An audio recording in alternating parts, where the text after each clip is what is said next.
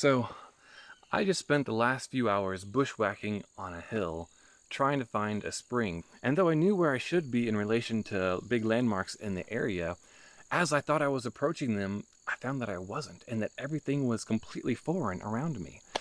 And as my heart rate rose and I began to wonder if I should have actually brought water, I did the only thing that it made sense to do. And that was to think of an essay by G.K. Chesterton. The essay that came to mind was called The Ballade of a Strange Town. And in this essay, Chesterton describes the romance of getting lost, and in the end concludes with a statement that I'm pretty sure inspired C.S. Lewis years later. So Chesterton and his friend are hanging out in Belgium. They find a lovely town in Flanders that I'm going to call Mechlin. It might be pronounced differently, but how would I know? They fall in love with the town and the people in it, but eventually they start yearning for an adventure. And at that point they spot a little train on the side of the square. He says, "We got into the little train, which was meant really to take the peasants and their vegetables to and fro from their fields beyond the town, and the official came around to give us tickets. We asked him what place we should get to if we paid 5 pence. The Belgians are not a romantic people, and he asked us, with a lamentable mixture of Flemish coarseness and French rationalism, where we wanted to go. We explained that we wanted to go to Fairyland, and the only question was whether we could get there for 5 pence.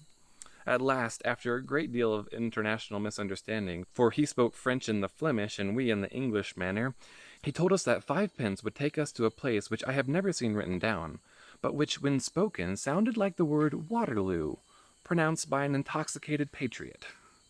We clasped our hands and said it was the place we had been seeking from boyhood, and when we had got there, we descended with promptitude. And of the random town that they found, he says, it was the scene of peace and prosperity. But I must confess that my friend's first action was to ask the man when there would be another train back to Mechlin. The man stated that there would be a train back in exactly 1 hour. We walked up the avenue, and when we were nearly half an hour's walk away, it began to rain. So when they finally get back to the train station, he says they're sodden and dripping, and they get on the train and try to find their way back to Mechlin. They ask the conductor to let them know when they get to Mechlin so they can get off, and he does. But he says, we got down under a steady downpour, evidently on the edge of Mechlin, though the features could not easily be recognized through the gray screen of rain. I do not generally agree with those who find rain depressing. A shower bath is not depressing, it is rather startling. And if it is exciting when a man throws a pail of water over you, why should it not also be exciting when the gods throw many pails?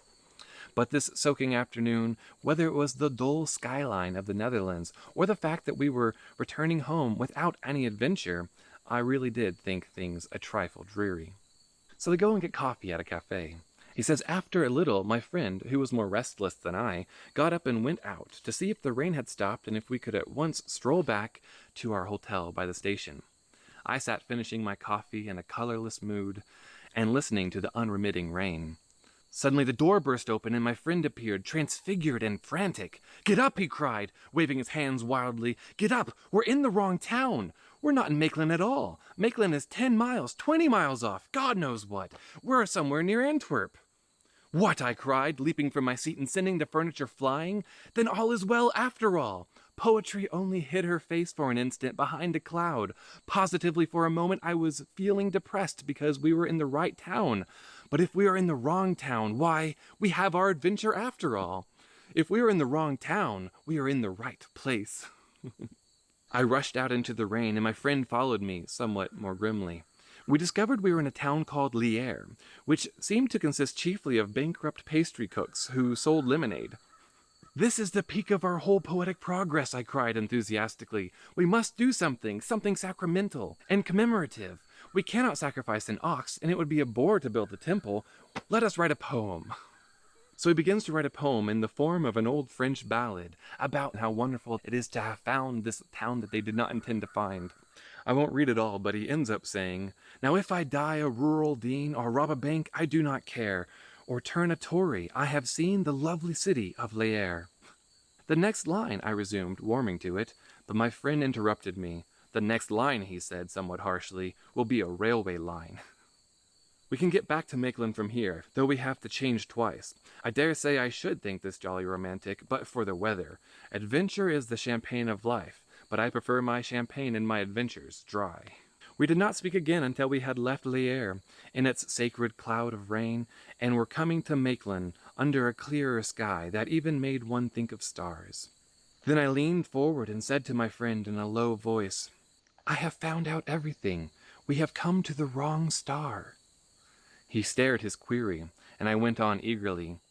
"That is what makes life at once so splendid and so strange. We are in the wrong world. When I thought that it was the right town, it bored me. When I knew it was wrong, I was happy. So the false optimism, the modern happiness, tires us because it tells us that we fit into this world. The true happiness is that we don't fit. We come from somewhere else. We have lost our way." He silently nodded, staring out of the window. But whether I had impressed or only fatigued him, I could not tell.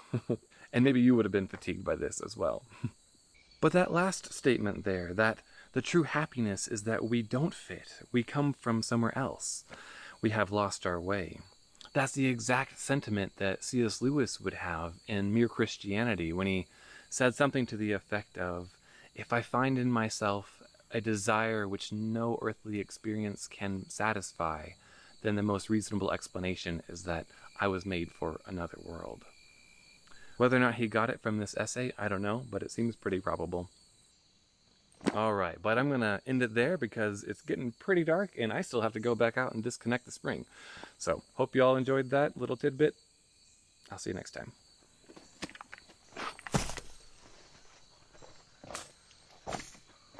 Positively, for a moment, I was feeling depressed because we were in a right...